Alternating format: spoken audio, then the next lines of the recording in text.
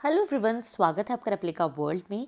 तो आप लोगों की डिमांड पर आज हम लोग पढ़ने वाले हैं क्लास 12 बायोलॉजी का पहला chapter sexual reproduction in flowering plants. तो चलिए शुरू करते हैं। तो sexual reproduction in flowering plants में हम ये पढ़ेंगे कि जो एंजियोस्पर्म्स होते हैं यानी फ्लावरिंग प्लांट्स होते हैं उनमें सेक्सुअल रिप्रोडक्शन किस तरीके से होता है।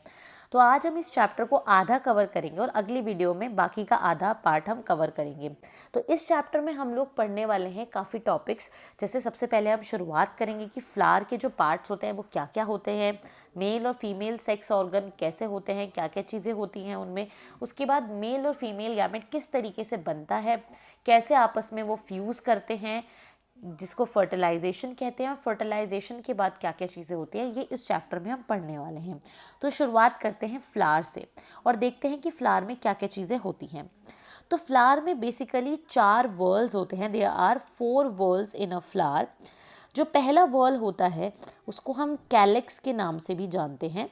आपने क्लास 11th में भी ये चीज़ पढ़ी होगी, अगर आपको याद आ रही होगी तो कैलेक्स बोलते हैं इनको। और कैलेक्स के इंडिविजुअल यूनिट्स को हम सेपल्स कहते हैं। तो आपने देखा होगा कि जब फूल जो होती है, कली होती है, तब उसके ऊपर हरे रंग की जो पत्तियां उसको कवर करके रखती है, उनको ही हम सेपल्स कहते हैं। ये जो सेपल्स हैं ये हमेशा ग्रीन कलर के होते हैं। फिर बात करते हैं पेटल्स की। तो पेटल्स के जो ग्रुप होते हैं उनको कोरोला कहते हैं। तो ये जो कोरोला होता है इसकी इंडिविजुअल यूनिट को हम पेटल कहते हैं। तो जो पेटल्स होते हैं वो हमेशा कलरफुल होते हैं। आपको जो फूल की पत्तियां होती हैं जो रंग बिरंगी होती है, कलरफुल होती है, वो पेटल्स होती हैं। ठीक है, इसके बाद आता है नेक्स्ट वर्ल, जो बाकी के 2 वर्ल हैं। पहला जो इसके नेक्स्ट वर्ल है वो है एंड्रोशियम।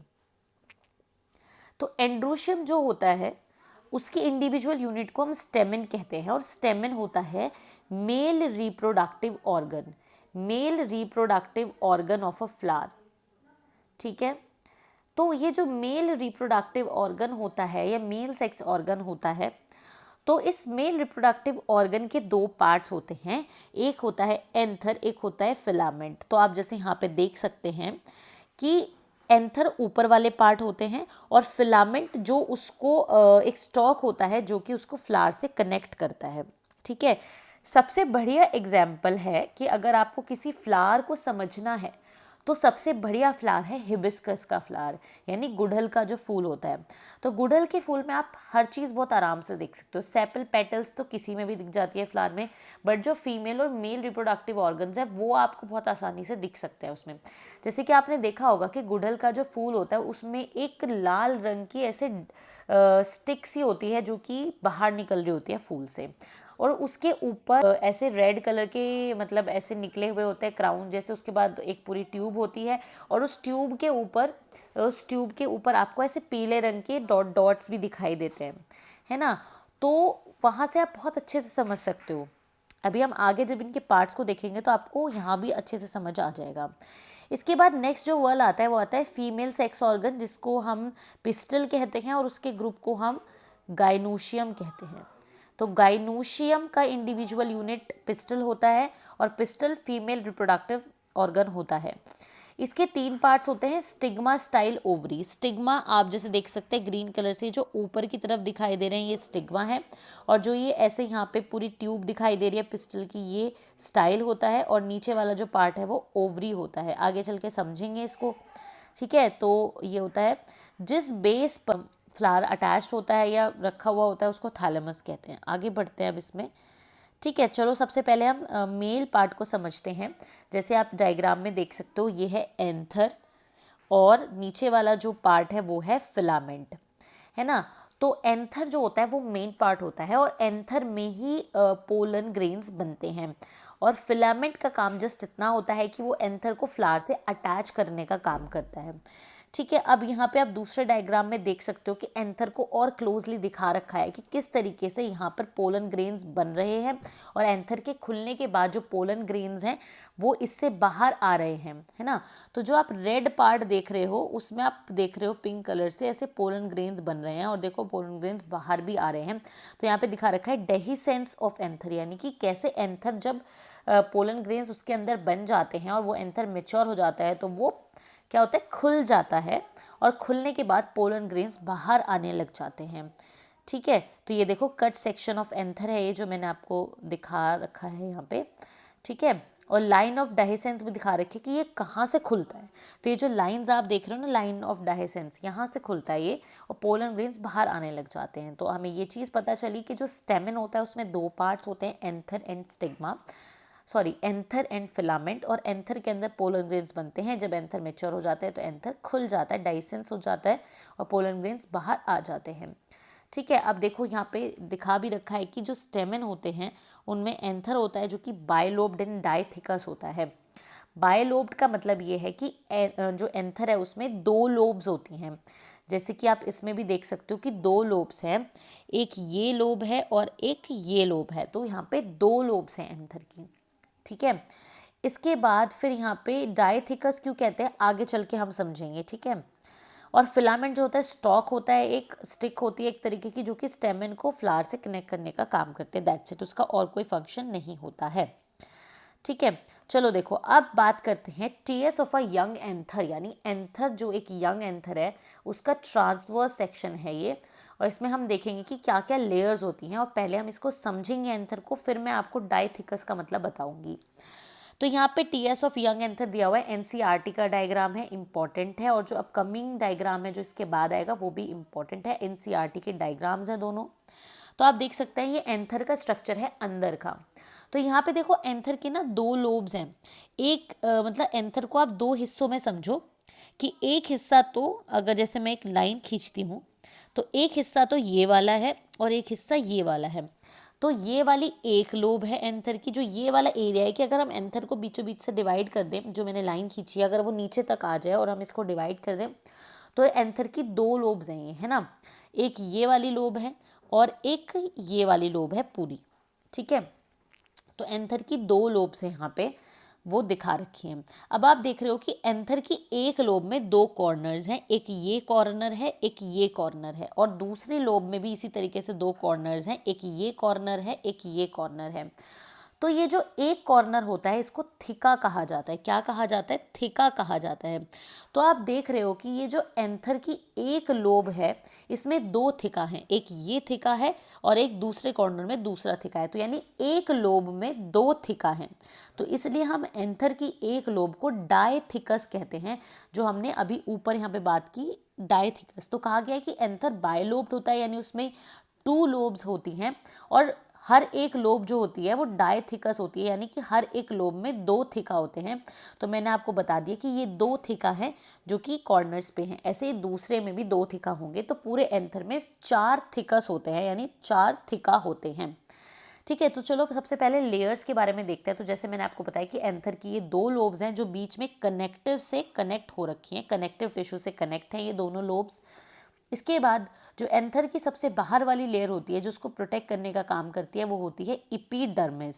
इसके बाद जो उससे नेक्स्ट लेयर होती है वो होती है हमारी एंडोथीशियम, और जो उससे नेक्स्ट लेयर होती है वो होती है मिडिल लेयर, और जो सबसे अंदर वाली लेयर होती है वो होती है टेप्टम। तो एपिडर्मिस, एंडोथीशियम और मिडिल लेयर प्रोटेक्शन करने का काम करती हैं एंथर का, जबकि जो टेप्टम होती है वो नरिशमेंट प्रोवाइड करती है डेवलपिंग पोलन्स को, यानी जो पोलन ग्रेन इसके अंदर बन रहे हैं उनको ये नरिशमेंट प्रोवाइड करती है। अब आप बोलेंगे कि मैम पोलन ग्रेन कहाँ बनते हैं, तो पोलन ग्रेन इधर बनते हैं, यानी ये जो अंदर वाला एरिया है यहाँ पर पोलन ग्रेन्स बनते हैं चारों जगह पे, ठीक है। तो यहाँ पे टेप्टम इसको नरिशमेंट प्रोवाइड करने का काम करता है। So this is how a young anther looks. अब नेक्स्ट चलते हैं, नेक्स्ट जो है वो है enlarged view of a microsporangium. जो माइक्रोस्पोरेंजियम है अगर हम उसको सेलुलर व्यू उसका देखें, एनलार्ज्ड व्यू देखें तो वो कैसा दिखेगा, ये डायग्राम बहुत इंपॉर्टेंट है, ठीक है। क्योंकि कई बार ऐसा होता है कि ये डायग्राम देकर लेबलिंग पूछ ली जाती है ना, या इस तरीके के क्वेश्चंस आ जाते हैं कि डायग्राम देकर लेबलिंग पूछ ली, है ना। एमसीक्यू में तो इसी टाइप के आ सकते हैं। तो देखिए बहुत अच्छी तरीके से इस डायग्राम में दिखा रखा है एपिडर्मिस, एंडोथीशियम, मिडिल लेयर्स, टेप्टम और फाइनली अंदर वाला एरिया। इस अंदर वाले एरिया के बारे में बात करते हैं, ठीक है। देखो इस डायग्राम में आप समझो कि टेप्टम के जो अंदर वाला एरिया है वो क्या है, वो है स्पोरोजिनस टिश्यू, ठीक है। तो टेप्टम के अंदर वाला जो एरिया होता है उसको बोलते हैं स्पोरोजिनस टिश्यू। ये जो स्पोरोजिनस टिश्यूज होते हैं इनमें से ही कुछ सेल्स होते हैं जो कि पोलन ग्रेन्स बनाते हैं, उसके बारे में आगे हम बात करेंगे। अब ये वाला जो फ्लो चार्ट है इसको आप समझो कि एंथर जो है बायलोब्ड है, जिसमें कि 2 थिका हैं, दोनों लोब्स में 2-2 थिका हैं। अब जो थिका है उसके अंदर जो एरिया होता है माइक्रोस्पोरेंजिया कहते हैं, ठीक है। तो टेप्टम के जो ये वाला एरिया है, टेप्टम के जो अंदर वाला जो एरिया है जहाँ पर मैंने आपको स्पोरोजिनस टिश्यू बताया, ये जो अंदर वाला एरिया है इसको बोलते हैं माइक्रोस्पोरेंजिया, यानी कि ये जो आप अंदर वाला एरिया देख रहे हो this is microsporangia. Okay, this is microsporangia, इसको हम पोलन सेक भी कहते हैं, this is also known as pollen sac, ठीक है। तो माइक्रोस्पोरेंजिया होते हैं चारों कॉर्नर्स पे, यानी थिका के अंदर क्या है, ये थिका का पार्ट है ये माइक्रोस्पोरेंजिया, यानी पर्टिकुलरली जहाँ पे पोलन ग्रेन्स बनेंगे उसको माइक्रोस्पोरेंजिया कहते हैं। तो ये जो अंदर वाले आप 4 सर्कल्स देख रहे हो ये माइक्रोस्पोरेंजिया हैं और इनके अंदर आप पोलन ग्रेन्स बनेंगे, ठीक है। आई होप कि ये चीज़ आप समझ गए होंगे। ये वाला जो आप डायग्राम देख रहे हो ये एनलार्ज्ड व्यू है माइक्रोस्पोरेंजियम का, ठीक है। तो यहाँ पे बेसिकली दिखा रखा है कि माइक्रोस्पोरेंजियम कैसा दिखता है जहाँ पे पोलन ग्रेन्स बनते हैं। तो ये जो माइक्रोस्पोरेंजियम होता है, तो इस माइक्रोस्पोरेंजियम में जो ये बीच वाले टिश्यूज है जहाँ पे आप रेड रेड ये सेल्स देख रहे हो, ये वाला जो एरिया है ये स्पोरोजिनस टिश्यू है। क्या है? स्पोरोजिनस टिश्यू है ये, ठीक है। तो अब आपको एक चीज़ बताती हूँ, होता ये है कि जो ये स्पोरोजिनस टिश्यू के सेल्स होते हैं, जो आप ये पिंक कलर वाले आप ये जो सेल्स देख रहे हैं जिसमें पिंक कलर के डॉट्स आप देख रहे हैं ना, तो ये वाले जो एरिया है ये स्पोरोजिनस टिश्यू का होता है। अब इसमें क्या होता है कि जो स्पोरोजिनस टिश्यू होते हैं ना उसके कुछ सेल्स नरिशमेंट गेन कर लेते हैं, टेप्टम से नरिशमेंट गेन कर लेते हैं और एनलार्ज हो जाते हैं, ठीक है। तो स्पोरोजिनस टिश्यू के कुछ सेल्स नरिशमेंट गेन करके बड़े हो जाते हैं, एनलार्ज हो जाते हैं। जो पिंक कलर के आपको दिख रहे हैं सेल्स के अंदर, ठीक है, तो ये जो पिंक कलर से दिखा रखे हैं ये हैं वो सेल्स जो कि एनलार्ज हो गए हैं और अब ये काम करेंगे एज माइक्रोस्पोर मदर सेल। तो मैंने आपको क्या बताया कि जो स्पोरोजिनस टिश्यू होते हैं इनमें कुछ सेल्स, इनके कुछ सेल्स एनलार्ज हो जाते हैं, बड़े हो जाते हैं और वो काम करने लग जाते हैं एज माइक्रोस्पोर मदर सेल, यानी वो कन्वर्ट हो जाते हैं इनटू माइक्रोस्पोर मदर सेल, ठीक है। और अब ये माइक्रोस्पोर मदर सेल ही आगे चल के पोलन ग्रेन्स बनाएंगे। तो यहीं से अगली प्रोसेस आती है जिसका नाम है माइक्रोस्पोरोजेनेसिस। तो माइक्रोस्पोरोजेनेसिस क्या होता है? तो अगर हम डेफिनेशन की फॉर्म में कहना चाहें तो हम कह सकते हैं the process of formation of microspores from microspore mother cell is known as microsporogenesis. कहने का मतलब ये है कि जो माइक्रोस्पोर मदर सेल हैं जो कि ये है, इनमें डिवीजन होता है और डिवीजन होके इनसे बनते हैं माइक्रोस्पोर और वो माइक्रोस्पोर ही आगे चल के पोलन ग्रेन्स बनाते हैं, ठीक है। तो आई होप कि आपको ये बेसिक फंडा समझ में आ गया होगा। तो ये जो प्रोसेस होती है माइक्रोस्पोर बनने की, इसी को हम माइक्रोस्पोरोजेनेसिस कहते हैं, ठीक है।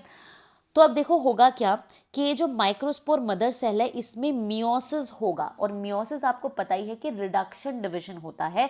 इसमें एक सेल से 4 सेल्स बनते हैं और उन चारों सेल्स का जो क्रोमोसोम नंबर है वो हाफ हो जाता है, यानी यहाँ पर अगर कहीं पर भी मियोसिस होता है तो क्रोमोसोम नंबर हाफ हो जाता है, यानी कोई भी चीज़ डिप्लॉइड से हैप्लॉइड बन जाती है, ठीक है। तो यहाँ पे जैसे ही मियोसिस होगा तो ये जो हमारा माइक्रोस्पोर मदर सेल है, ये microspore mother cell break down हो जाएगा इनटू 4 माइक्रोस्पोर्स, यानी कि माइक्रोस्पोर मदर सेल में जब मियोसिस होगा तो 4 माइक्रोस्पोर्स बन जाएंगे। अभी आप सोच रहे होंगे कि मैम ये तो 3 ही दिख रहे हैं, तो ये इस तरीके का फॉर्मेशन दिखा रखा है कि एक जो माइक्रोस्पोर है वो बैक साइड पर है, क्योंकि ये 3D डायग्राम नहीं है ना, तो ये एक बैक साइड पर होगा। तो इस तरीके से 4 माइक्रोस्पोर होते हैं। आप अगर ऐसे नहीं बनाना चाहते तो आप सिंपल इसको ऐसे भी बना सकते हैं कि यहाँ पे 4 माइक्रोस्पोर्स हैं, तो ये माइक्रोस्पोर टेट्राड बन गया। तो हुआ क्या कि माइक्रोस्पोर मदर सेल में मियोसिस हुआ जिससे कि 4 माइक्रोस्पोर बने और जो स्पोर है अभी वो एक साथ ही हैं, तो इसलिए उसको बोलते हैं माइक्रोस्पोर टेट्राड। फिर ये माइक्रोस्पोर टेट्राड से जो माइक्रोस्पोर हैं ये अलग अलग हो जाते हैं और ये मैच्योर हो जाते हैं, डेवलप हो जाते हैं इनटू पोलन ग्रेन्स। तो इस तरीके से ये देखिए कि ये जो माइक्रोस्पोर्स हैं इनसे पोलन ग्रेन्स बन गए चारों से, ठीक है। तो इस तरीके की ये प्रोसेस होती है माइक्रोस्पोरोजेनेसिस। चलिए अब बात करते हैं हम कि माइक्रोस्पोर से पोलन ग्रेन बनेगा कैसे आखिरकार, ठीक है। तो होता ये है कि जैसे कि ये एक माइक्रोस्पोर है, तो इस माइक्रोस्पोर में सबसे पहले जितनी भी इसके अंदर चीज़ें होती है माइक्रोस्पोर के अंदर, ये डबल होने लग जाती है। जैसे वैक्यूल होगा तो वैक्यूल भी 2 हो जाएंगे, न्यूक्लियस का डिवीजन स्टार्ट हो जाएगा, आप देख सकते हैं, और न्यूक्लियस 2 में डिवाइड हो जाएगा। जैसे ही न्यूक्लियस 2 में डिवाइड होगा और बाकी जो सेल ऑर्गेनल्स हैं वो 2 हो जाएंगी, उसके बाद फिर साइटोकाइनेसिस भी हो जाएगा, यानी साइटोप्लाज्म का डिवीजन भी हो जाएगा। और इस तरीके से एक सेल के अंदर, यानी माइक्रोस्पोर जो कि एक सेल था, अब उसके अंदर 2 सेल बन जाएंगे। जो ऊपर वाला बड़ा सेल होगा जिसका न्यूक्लियस भी बड़ा होगा और उसमें साइटोप्लाज्म भी ज़्यादा होगा, वो वेजिटेटिव सेल कहलाएगा। और जो नीचे वाला सेल होगा जो कि वेजिटेटिव सेल के साइटोप्लाज्म में फ्लोट कर रहा होगा और उसके अंदर साइटोप्लाज्म भी काफ़ी कम होगा, वो बनेगा जेनरेटिव सेल। आई होप कि ये वाली चीज़ आपको समझ में आ गई होगी। अब आपको एक और बढ़िया चीज़ बताती हूँ, और वो ये कि जो वेजिटेटिव सेल होता है पोलन ग्रेन का, उससे आगे चल के पोलन ट्यूब बनती है, और जो जनरेटिव सेल होता है उससे चल के 2 मेल गैमेट बनते हैं। यानी vegetative cell will give rise to pollen tube and generative cell will give rise to 2 male gametes. अब यहाँ पे देखो एक सुंदर सा डायग्राम आपको दिखेगा पोलन ग्रेन का, ठीक है।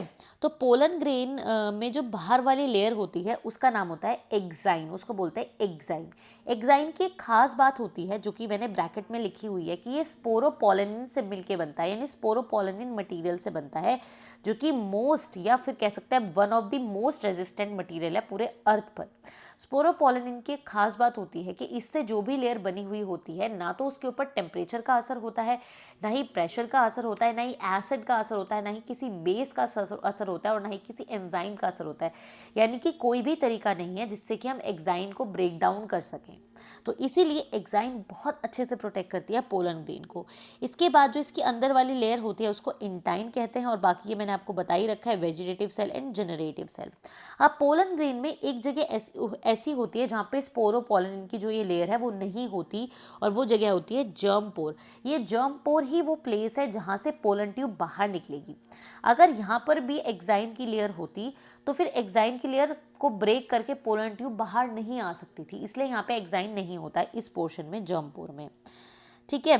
तो ये हो गया हमारा पोलन ग्रेन। अब बात करते हैं एंथर के डाइसेंस के बारे में, कि यानी एक बार जब पोलन ग्रेन एंथर के अंदर बन जाते हैं उसके बाद एंथर कैसे उनको रिलीज करता है। तो डाइसेंस का मतलब होता है कि एंथर जो है खुल जाता है और जो पोलन ग्रेन्स होते हैं वो बाहर निकल जाते हैं, ठीक है। आपने देखा होगा, जैसे अगर आपने कभी गुड़हल का फूल भी देखा हो तो उसके ऊपर आप देखेंगे कि जो वो ट्यूब होती है उसके साइड में जो वो येलो येलो लगे हुए होते हैं, तो उनको आप टच करोगे तो आपको येलो कलर की डस्ट आपके हाथों पे लग जाएगी। तो वो डस्ट ही क्या होते हैं, पोलन ग्रेन्स होते हैं। तो इसमें कहा गया है कि डाइसेंस जो होता है it occurs due to the endothecium layer, यानी एंडोथीशियम लेयर की वजह से ये होता है, और पोलन ग्रेन्स जो है बाहर निकल जाते हैं जब एंथर डाइसेंस हो जाता है। अब यहाँ पे ऐसा देखा गया है कि 60% जो प्लांट्स होते हैं उनमें तब एंथर का डाइसेंस होता है जब जो हमारा पोलन ग्रेन होता है वो 2 सेल स्टेज में होता है, यानी कि एक जो सेल है वो तो वेजिटेटिव सेल है और जो दूसरा सेल है वो जनरेटिव सेल। यानी जब पोलन ग्रेन 2 सेल स्टेज में होता है, वेजिटेटिव एंड जनरेटिव में, तो इस 2 सेल स्टेज में जो एंथर है वो डाइसेंस हो जाता है और पोलन ग्रेन्स बाहर निकल जाते हैं। तो 60% प्लांट में तो ऐसा ही होता है, बट 40% प्लांट ऐसे होते हैं जो कि 3 सेल स्टेज में अपने एंथर को डाइसेंस करते हैं। यानी जब पोलन ग्रेन 3 सेल स्टेज में आ जाएगा तब डाइसेंस होगा। 3 सेल स्टेज का क्या मतलब है, यानी 3 सेल स्टेज में क्या होता है, जो जनरेटिव सेल होता है वो 2 मेल गैमेट्स में ब्रेक डाउन हो जाते हैं, यानी जनरेटिव सेल कन्वर्ट हो जाता है इनटू 2 मेल गैमेट्स, तो ये 3 सेल्स बन जाते हैं। तो कुछ पोलन ग्रेन ऐसे होते हैं जो कि जब स्टिग्मा के ऊपर जाते हैं, यानी फीमेल पार्ट के ऊपर जाते हैं, तब वो मेल गैमेट बनाते हैं जनरेटिव सेल से, बट कुछ ऐसे होते हैं जो कि पहले ही बना लेते हैं। तो जो पहले ही 3 सेल में कन्वर्ट हो जाते हैं ऐसे भी प्लांट्स होते हैं, और ये 40% होते हैं, ठीक है। इसके बाद पोलन के बारे में कुछ इंपॉर्टेंट पॉइंट्स मैं आपको बताती हूँ कि पोलन्स जो होते हैं एज एनर्जी टैबलेट्स भी उनको यूज़ किया जाता है, क्योंकि वो बहुत एनर्जी देते हैं। और अगर आप बाहर की कंट्रीज़ में जाओगे तो आपको पोलन सिरप्स भी मिलेंगे, पोलन टैबलेट्स भी मिलेंगे, और उनका ये मानना है कि इनसे बहुत एनर्जी मिलता है, और जो वहाँ के एथलीट्स होते हैं वो इसको यूज़ करते हैं अपनी एनर्जी को बढ़ाने के लिए। अब पोलन ग्रेन्स जो हैं जब इतने इम्पॉर्टेंट हैं तो इनको प्रिजर्व करना भी बहुत ज़्यादा इम्पॉर्टेंट है। तो पोलन बैंक्स भी आपको मिलते हैं, है ना। तो पोलन बैंक्स क्या होता है, इसके अंदर पोलन ग्रेन्स को प्रिजर्व किया जाता है विद दी हेल्प ऑफ, या फिर कहें by the process of cryo preservation. तो क्रायो प्रेजर्वेशन की जो प्रोसेस होती है, इसमें हम क्या करते हैं कि पोलन ग्रेन्स को लिक्विड नाइट्रोजन में डाल देते हैं और उसमें प्रिजर्व करते हैं। तो जो लिक्विड नाइट्रोजन होती है उसका टेम्परेचर होता है -196 डिग्री सेल्सियस। तो -196 डिग्री सेल्सियस पर जो लिक्विड नाइट्रोजन होती है उसमें हम पोलन ग्रेन्स को रख देते हैं। तो पोलन ग्रेन्स हमेशा प्रिजर्व रहते हैं और लेटर ऑन हम इनको प्लांट ब्रीडिंग प्रोग्राम्स के लिए भी यूज़ कर सकते हैं। फॉर एग्जाम्पल, अगर कोई प्लांट एक्सटिंक्ट हो जाता है तो हम उनके पोलन को अगर बचा के रखेंगे तो हम उनके जेनेटिक को बचा के रख सकते हैं, जेनेटिक्स को, और फिर उसके पोलन ग्रेन से अगर हम किसी भी को फर्टिलाइज कराएंगे, फ्लावर को या प्लांट को, तो उसका जेनेटिक जो कॉन्स्टिट्यूशन है वो उसके सीड में आ जाएगा, है ना। तो प्लांट ब्रीडिंग प्रोग्राम्स में भी हम इसको यूज़ कर सकते हैं। नेक्स्ट आता है पिस्टल, यानी कि फीमेल रिप्रोडक्टिव पार्ट, जिसके ग्रुप को हम गाइनोशियम कहते हैं। ठीक है, पिस्टल गाइनोशियम की एक यूनिट होती है, जैसे मैंने लिखा हुआ है। अब देखो क्या होता है ना कि पिस्टल एक भी हो सकते हैं, जैसे स्टेमन भी जो है ना वो एक भी हो सकता है, एक से ज़्यादा भी स्टेमन होते हैं, यूजुअली एक से ज़्यादा ही होते हैं, है ना। तो यहाँ पे जैसे ये गुड़हल का जो रेड कलर का ट्यूब होता है वो है, तो आप देखते हैं कि इसके ऊपर ना ऐसे रेड कलर के थ्रेड से ऐसे अटैच रहते हैं, ऐसे येलो कलर की बॉल्स होती हैं, आपने देखा होगा डेफिनेटली, है ना। तो ये जो रेड कलर के छोटे छोटे थ्रेड है ये तो फिलामेंट होते हैं, और रेड कलर जो ये येलो कलर के एंथर होते हैं, है ना। तो ऐसे जो आप देखते हैं कि बहुत सारे होते हैं ये, है ना। तो ये जो स्टेमेंस हैं, जो मैंने बताया आपको, ये जो स्टेमेंस हैं ये भी बहुत सारे हैं। ऐसे ही जो फ्लावर्स होते हैं उनमें पिस्टल भी एक या एक से ज़्यादा भी हो सकते हैं। अगर किसी फ्लावर में एक ही फीमेल सेक्स ऑर्गन है, यानी एक ही पिस्टल है, तो उसको हम बोलते हैं मोनोकार्पेलरी, उसको बोलते हैं मोनोकार्पेलरी। अगर एक से ज़्यादा पिस्टल है तो उसको बोलते हैं मल्टी कार्पेलरी। अगर एक से ज़्यादा पिस्टल हैं तो वो दो तरीके से प्रेजेंट हो सकते हैं, फ्यूज़ भी हो सकते हैं आपस में। अगर एक से ज़्यादा पिस्टल्स आपस में फ्यूज़ होंगे तो इस कंडीशन को बोलेंगे सिनकार्पस, और अगर वो पिस्टल्स फ्री होंगे एक दूसरे से तो उसको बोलेंगे एपोकार्पस कंडीशन। तो आप यहाँ पे देख सकते हो एक पिस्टल को मैंने ड्रॉ किया हुआ है और ये हिबिस्कस का पिस्टल है। तो पिस्टल, जो भी कोई भी पिस्टल होता है उसमें ना 3 पार्ट्स होते हैं। पहला होता है एक प्लेटफॉर्म, जहाँ पर आकर जो पोलन ग्रेन होते हैं वो लैंड करते हैं, जिसको बोलते हैं स्टिग्मा। उसके बाद फिर दूसरा जो हिस्सा होता है, जो कि एक ट्यूब होती है, लॉन्ग ट्यूब होती है, जैसे कि आप ये रेड कलर की ट्यूब देख सकते हैं, ये स्टाइल होता है, और स्टाइल के थ्रू ये जो पोलन ट्यूब होती है वो नीचे की तरफ ग्रो करती है। और फिर लास्ट पार्ट आता है जिसको ओवरी कहते हैं, और ओवरी के अंदर ही फीमेल गैमेट मौजूद होता है और यहीं पर फर्टिलाइजेशन होता है, यानी मेल और फीमेल गैमेट की यूनियन होती है। ठीक है, अब चलो आपको एक और चीज़ बताती हूँ, और वो है ओव्यूल। अब आपको थोड़ा सा सिस्टम समझना पड़ेगा। सिस्टम ये है कि जो ओवरी वाला हमारा पार्ट है, इसके अंदर एक और चीज़ होती है जिसका नाम होता है ओव्यूल। ओव्यूल को मेगा स्पोरेंजियम भी कहते हैं। ठीक है, तो ओव्यूल यानी कि मेगा स्पोरेंजियम होता है किसके अंदर? ओवरी के अंदर। तो ओवरी के अंदर ओव्यूल या मेगा स्पोरेंजियम होता है, और ओव्यूल का स्ट्रक्चर देखते हैं। ठीक है, तो ये जो ओव्यूल होता है ये कुछ इस तरीके का स्ट्रक्चर आप देख सकते हैं, इंपॉर्टेंट डायग्राम है ये भी। तो इसमें क्या होता है, पहले तो दो इसमें ना लेयर्स होती हैं, outer integument and inner integument. इसके बाद फिर अंदर वाला जो एरिया आप देख रहे हैं ये है न्यूसिलस, और न्यूसिलस के अंदर होता है एम्ब्रियोसेक। अब क्या होता है कि इसके दो एंड्स होते हैं, एक होता है चलाजल एंड, और एक दूसरी तरफ जो कि ओपन एंड होता है, जैसे आप देख सकते हैं इधर इंटीग्यूमेंट नहीं है और ये खुला हुआ है, ये माइक्रोपाइल होता है। ठीक है, ये माइक्रोपाइल होता है, और दूसरी तरफ चलाजल पोल होता है या चलाजा होता है। जिस स्टॉक से ये अटैच रहता है उसको फ्यूनिकल कहते हैं, और यहाँ पे एक और एरिया होता है जिसको हीलियम कहते हैं। अब यहाँ पे हमारे लिए एक बहुत इंपॉर्टेंट चीज़ है जिसका नाम है एम्ब्रियोसेक। एम्ब्रियोसेक वो एरिया होता है जहाँ पर हमारा एक्चुअली में फीमेल गैमेट प्रेजेंट होता है। ठीक है, तो एम्ब्रियोसेक असल में क्या है, इक्विवेलेंट है पोलन ग्रेन के। से जो पोलन ग्रेन है उसके अंदर मेल गैमेट होते हैं, उसी तरीके से जो एम्ब्रियोसेक होता है उसके अंदर फीमेल गैमेट होते हैं। तो जो पोलन ग्रेन होता है उसका नाम हम कह सकते हैं कि वो मेल गैमेटोफाइट होता है। तो pollen grain is male gametophyte, है ना। तो पोलन ग्रेन क्या है, मेल गैमेटोफाइट है। तो आपको ध्यान रखना है कि मेल गैमेटोफाइट होता है पोलन ग्रेन। गैमेटोफाइट का मतलब जिसके अंदर गैमेट हो, तो मेल गैमेटोफाइट होता है पोलन ग्रेन। ठीक है, और फीमेल गैमेटोफाइट होता है एम्ब्रियोसेक। फीमेल गैमेटोफाइट होता है एम्ब्रियोसेक। ठीक है, आगे बढ़ते हैं इसमें। अब आती है प्रोसेस मेगा स्पोरोजेनेसिस, यानी किस तरीके से फीमेल गैमेट बनता है, यानी मेगा स्पोर बनता है। ये इस प्रोसेस को हम मेगास्पोरोजेनेसिस बोलते हैं। तो this is basically the process of formation of megaspore from megaspore mother cell. अब आपको ये थोड़ा सा ध्यान से समझनी पड़ेगी प्रोसेस। देखो, जो ये न्यूक्लियस वाला एरिया है, इस न्यूक्लियस के ही कुछ सेल्स होते हैं जो कि प्रोमिनेंट हो जाते हैं। तो क्या होता है कि जैसे ये न्यूक्लियस है, तो न्यूक्लियस के सेल्स होते हैं सभी एक साइज के होते हैं, बट कुछ ऐसे सेल्स होते हैं, या फिर हम कहें कि एक बार में तो एक ही होगा, कि न्यूक्लियस का एक सेल थोड़ा एनलार्ज हो जाता है, न्यूट्रिशन लेने के बाद बड़ा हो जाता है, and it function as megaspore mother cell. तो आप ये समझिए कि ये न्यूक्लियस का एरिया यहाँ पे शो किया हुआ है, जो ओव्यूल के अंदर न्यूक्लियस का एरिया होता है, और यहाँ पर एक सेल एनलार्ज हो गया है, बड़ा हो गया है, और ये बन गया है मेगास्पोर मदर सेल। अब इस मेगास्पोर मदर सेल में मियोसिस की प्रोसेस होगी, जैसे कि पोलन ग्रेन बनने के लिए हुई थी वैसे ही। तो इस मेगास्पोर मदर सेल में मियोसिस होगा, और मियोसिस होने की वजह से ये एक सेल से 4 डॉटर सेल्स में डिवाइड हो जाएगा। तो सबसे पहले एक जो ये मेगास्पोर मदर सेल है, इससे 2 सेल्स बनेंगे, यानी 2 मेगास्पोर्स बनेंगे, जिनको मेगास्पोर डायाड कहते हैं। और उसके बाद फिर 2 और बन जाएंगे, तो ये बन जाएगा मेगास्पोर टेट्राड, यानी कि एक मेगास्पोर मदर सेल से 4 मेगास्पोर्स बन गए, इसको बोलेंगे megaspore tetrad, just like the microspore tetrad, है ना। तो मेगास्पोर टेट्राड बन गया। अब जैसे कि हमने माइक्रोस्पोर बनते टाइम पढ़ा था कि एक माइक्रोस्पोर मदर सेल से 4 माइक्रोस्पोर्स बनते हैं, और चारों ही डेवलप हो जाते हैं इनटू पोलन ग्रेन। बट यहाँ पे ऐसा नहीं होता। यहाँ पे क्या होता है कि जैसे अब ये 4 मेगास्पोर्स बन गए हैं, तो अब इन चारों मेगास्पोर में से 3 मेगास्पोर्स मर जाते हैं, और सिर्फ एक ही मेगास्पोर जिंदा रहता है, और उसको बोला जाता है फंक्शनल मेगास्पोर। तो मान लीजिए कि ऊपर के जो 3 मेगास्पोर्स हैं, ये मर गए, डेड हो गए।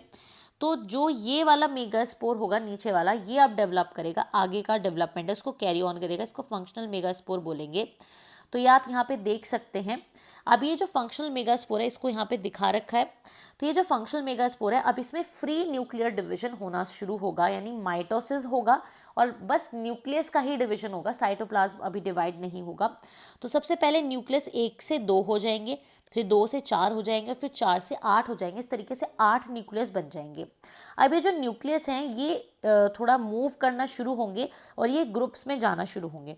सबसे पहले जो 3 न्यूक्लियस होंगे, वो माइक्रोपाइलर एंड पर मूव कर जाएंगे, ये माइक्रोपाइलर एंड है।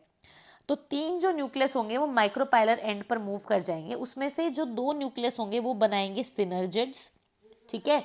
और जो एक प्रोमिनेंट यानी कि थोड़ा सा बड़ा न्यूक्लियस होगा, क्या होगा, क्या इसमें जैसे ये न्यूक्लियस माइक्रोपाइलर एंड पे मूव कर गए, तो अब क्या होगा कि इनके आसपास साइटोप्लाज्म इकट्ठा हो जाएगा, और लेयर भी बन जाएगी, यानी अब ये सेल्स बन जाएंगे। तो 3 सेल्स बन जाएंगे, जिसमें से 2 सेल्स कॉर्नर पे होंगे जिनका नाम सिनर्जिड होगा, और एक मिडिल पे होगा जिसका नाम एग सेल होगा, ठीक है। दूसरे वाले डायग्राम में माइक्रोपाइलर एंड नीचे दिखा रखा है, तो आप कंफ्यूज मत होना इसमें, ठीक है। फिर 2 न्यूक्लियस जो है वो बीच में आ जाएंगे, और वो एक सेल का पार्ट बन जाएंगे, यानी कि वो सेंट्रल सेल का पार्ट बन जाएंगे। और ये सेंट्रल सेल में 2 न्यूक्लियस होंगे, इन न्यूक्लियस को बोलेंगे पोलर न्यूक्लियाई, और इस सेल को बोलेंगे सेंट्रल सेल। बाकी जो 3 सेल्स हैं वो दूसरे एंड पर चले जाएंगे, जिसको बोलेंगे चलाजल एंड, और ये जो चलाजल एंड होगा, इस पर ये 3 सेल्स कहलाएंगे एंटीपोडल्स। और इस तरीके से यहाँ पर आप आगे देख सकते हैं कि जब अभी अपरेटस मैच्योर हो जाएगा तो ये कैसा लगेगा। माइक्रोपाइलर एंड पर देखो 2 सिनर्जिड्स हैं, और फिर इसके ऊपर आप देख सकते हैं कि एग सेल भी आ गया है, और बीच में पोलर न्यूक्लियस है, और चलाजल एंड पर ये एंटीपोडल्स हैं। तो ये पूरा स्ट्रक्चर है। इस पूरे स्ट्रक्चर को अब हम बोलेंगे एम्ब्रियोसेक। तो ये जो एम्ब्रियोसेक है, ये एक ऐसा स्ट्रक्चर होता है जिसमें कि 8 न्यूक्लियस होते हैं, पर सेल सिर्फ 7 ही होते हैं। कैसे, एक सेंट्रल सेल, 3 ये सेल और 3 ये सेल, तो 7 सेल हैं, बट न्यूक्लियस कितने हैं, 8। तो this is also known as 8 nucleated 7 celled structure which is embryo sac, and embryo sac is female gametophyte because it contains female gamete. Okay, so अब फीमेल गैमेट बन गया, मेल गैमेट बन गया। तो अब नेक्स्ट प्रोसेस आती है पॉलिनेशन की प्रोसेस। तो समझते हैं कि पॉलिनेशन का मतलब क्या होता है। So pollination is the transfer of pollen grains from anther to the stigma of a pistil. यानी कि एंथर से पोलन ग्रेन निकलकर स्टिग्मा पर लैंड करेंगे या स्टिग्मा तक पहुंचेंगे, इस प्रोसेस को ही हम पॉलिनेशन कहते हैं। पॉलिनेशन 3 टाइप के हो सकते हैं on the basis of source of pollen, यानी पोलन ग्रेन कहाँ से आ रहा है, उसकी सोर्स क्या है, उसके बेसिस पर पोलन जो पॉलिनेशन है वो 3 टाइप का हो सकता है। पहले टाइप का पॉलिनेशन है ऑटोगैमी। ऑटो का मतलब होता है सेल्फ, ठीक है, और गैमी का मतलब होता है गैमेट। तो ऑटोगैमी यानी कि जिसमें सेल्फ का ही पोलन हो। अब इसको समझेंगे कैसे। तो ऑटोगैमी का मतलब होता है कि जब पोलन ग्रेन ट्रांसफर हो एंथर से स्टिग्मा पर ऑफ द सेम फ्लावर, यानी एक फूल के अंदर ही जो एंथर है उससे पोलन ग्रेन निकलकर उसी के स्टिग्मा पर अगर गिर जाए तो उसको बोलेंगे हम ऑटोगैमी, यानी ये सेल्फ पॉलिनेशन है। क्या है? Self pollination. ठीक है, कुछ प्लांट्स होते हैं जैसे कि वायोला या फिर ऑक्सैलिस या फिर कोमेलिना, ये इस टाइप के प्लांट्स होते हैं कि इनमें 2 टाइप के फ्लावर्स होते हैं। पहले टाइप के फ्लावर्स होते हैं कैस्मोगैमस फ्लावर और दूसरे टाइप के होते हैं क्लिस्टोगैमस फ्लावर। कैस्मोगैमस फ्लावर्स वो होते हैं which are similar to flower of the other species which exposed anther and stigma. जो कैस्मोगैमस फ्लावर होते हैं, जो नॉर्मल फ्लावर्स होते हैं, हमेशा खुले रहते हैं और उनका एंथर और स्टिग्मा हमेशा एक्सपोज रहता है। ठीक है, कोई भी पोलन ग्रेन आकर उन पर गिर सकता है, इस तरीके से वो खुले रहते हैं। बट कुछ फ्लावर ऐसे होते हैं जो कि क्लिस्टोगैमस होते हैं, जो कभी खुलते ही नहीं है, which do not open at all. तो उनमें हमेशा ऑटोगैमी होती है, यानी कि जब वो हमेशा बंद रहेंगे तो बाहर का कोई पोलन नहीं आ सकता, अंदर का ही जो पोलन होगा वो उस स्टिग्मा के ऊपर गिरेगा। अच्छा, एक और चीज़ यहाँ पे है कि यहाँ पे ये जो हमारा ऑटोगैमी होता है इसके लिए सिंक्रोनाइजेशन की ज़रूरत होती है, यानी कि उस सेम फ्लावर में जब पोलन रिलीज होगा उसी टाइम पे स्टिग्मा भी तैयार होना चाहिए, रिसेप्टिव होना चाहिए पोलन ग्रेन को एक्सेप्ट करने के लिए। तो स्टिग्मा रिसेप्टिविटी और पोलन रिलीज अगर सेम टाइम पे होता है, सिंक्रोनाइज होता है, तो इसको सिंक्रोनाइजेशन कहेंगे और ये सिंक्रोनाइजेशन ज़रूरी है ऑटोगैमी के लिए। मान लीजिए कि एंथर से पोलन तो निकल गया बट स्टिग्मा ने उनको एक्सेप्ट नहीं किया, तो फिर उसका कोई फ़ायदा नहीं है। ठीक है, नेक्स्ट टाइप का जो पॉलिनेशन है वो है गेटनोगैमी। गेटनोगैमी में क्या होता है कि पोलन ग्रेन जो आएगा स्टिग्मा पर डलने के लिए, तो वो जो पोलन ग्रेन है वो दूसरे फ्लावर से आएगा, बट दोनों ही फ्लावर्स सेम प्लांट के होंगे। So the transfer of pollen grains from the anther to the stigma of another flower of the same plant. मतलब अब जो पॉलिनेशन हो रहा है वो अलग अलग फूलों के बीच में हो रहा है, बट वो जो अलग अलग फूल हैं वो एक ही प्लांट में हैं। तो यानी प्लांट सेम है, फ्लावर्स अलग हैं। तो देखा जाए तो फंक्शनली तो ये क्रॉस पॉलिनेशन है, क्योंकि अलग अलग फ्लावर में हो रहा है तो क्रॉस पॉलिनेशन है। बट जेनेटिकली देखा जाए तो ये ऑटोगैमी है, क्योंकि जेनेटिक्स तो उस प्लांट का सेम ही है ना, तो जेनेटिकली ये ऑटोगैमी है बट फंक्शनली क्रॉस पॉलिनेशन है। नेक्स्ट आता है जीनोगैमी। जीनोगैमी एक्चुअली में क्रॉस पॉलिनेशन है। इसमें क्या होता है, पोलन ग्रेन, एक प्लांट के पोलन ग्रेन किसी एजेंट के थ्रू दूसरे प्लांट के स्टिग्मा तक जाते हैं, यानी पोलन ग्रेन और जो स्टिग्मा है वो अलग अलग प्लांट्स का होगा जो कि जेनेटिकली डिफरेंट होंगे। ठीक है, तो एक प्लांट का पोलन दूसरे प्लांट के स्टिग्मा पर जाकर गिरेगा, इसको हम कहते हैं जीनोगैमी। और ये जो होता है, ये जो पोलन ग्रेन्स होते हैं ये जेनेटिकली डिफरेंट होते हैं, मतलब जेनेटिकली डिफरेंट प्लांट्स के पोलन शेयर होंगे, पोलन ग्रेन एक प्लांट से दूसरे प्लांट पे जाएंगे। So this is actually cross pollination. So this is it for today.